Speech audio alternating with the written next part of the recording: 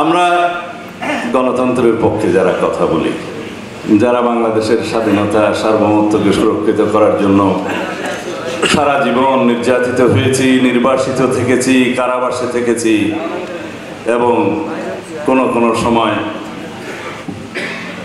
আমরা আয়না করে থেকেছি।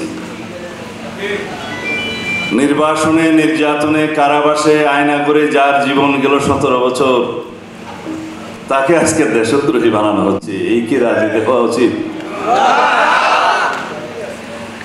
এইভাবে আমার নেতা জনাব তারেক রহমানের নেতৃত্বে ফ্যাসিবাদ বিরোধী গণতান্ত্রিক আন্দোলনে যারা আমরা সংগ্রাম করেছি গণতান্ত্রিক রাষ্ট্র বিনির্মাণের জন্য, বৈষম্য বিরোধী সাম্যভিত্তিক রাষ্ট্র বিনির্মাণের জন্য, তারা সবাই আজকে দেশ বিরোধী শক্তি হয়ে গেছি। এই হচ্ছে আমাদের বিরুদ্ধে তকমা। কারা করছে?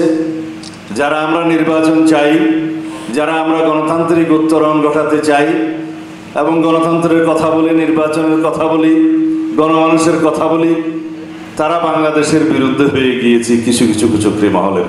কারণ তারা চায় না কোনো নির্বাচন, তারা চায় না বাংলাদেশের গণতান্ত্রিক শক্তভিত্তি, তারা চায় এই দেশ সব সময় বিদেশ নির্ভর থাকুক। তারা আমাদেরকে দেশদ্রোহী এবং অন্যান্য দেশের এজেন্ট বানাতে তৎপর হয়ে উঠেছে। এমনকি এই পর্যায়ে গিয়েছে যে আমাদের ছেলে সন্তানদের বিরুদ্ধেও তারা এই সমস্ত কুৎসা রটনার অংশ বানিয়ে নিয়েছে। বাপের মুখে ছেলের কথা প্রশংসা করা ঠিক মানায় না।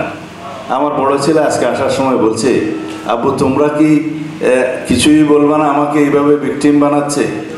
আমি বললাম, তুমি বিখ্যাত হয়ে যাচ্ছ, তোমার বিরুদ্ধে কুৎসা রটনা করে তোমাকে পরিচিত করে দিচ্ছে। বলছে আমি সেই পরিচিতি চাই না।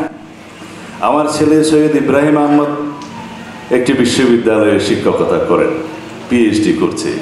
সে ওয়ার্ল্ড র্যাঙ্কিং একজন স্টুডেন্ট ছিল, বিশ্ববিখ্যাত ইম্পেরিয়াল কলেজ লন্ডন থেকে গ্র্যাজুয়েশন করেছে। কিন্তু সে দেশে ফেরত এসছে দেশের সেবার জন্য। আমার উপর যে নির্যাতন হয়েছে, যে অত্যাচার হয়েছে, যে কারাবাস হয়েছে, তার সব কিছুর ভুক্তভোগী আমার পরিবার, আমার সন্তানরা। তারপরেও তারা দেশে ফিরে এসছে দেশের টানে। তারা তো বিদেশে থেকে যেতে পারত, ব্রেন ড্রেন হয়ে যেত।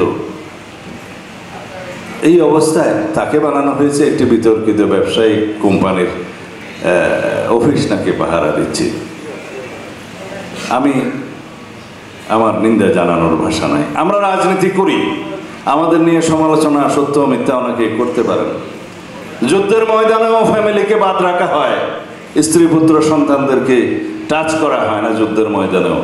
কিন্তু আমরা একই একটা বিশ্রী যুদ্ধ হচ্ছে আমাদের বিরুদ্ধে, এটি আমাদের গণতান্ত্রিক সংগ্রামকে কলঙ্কিত করে।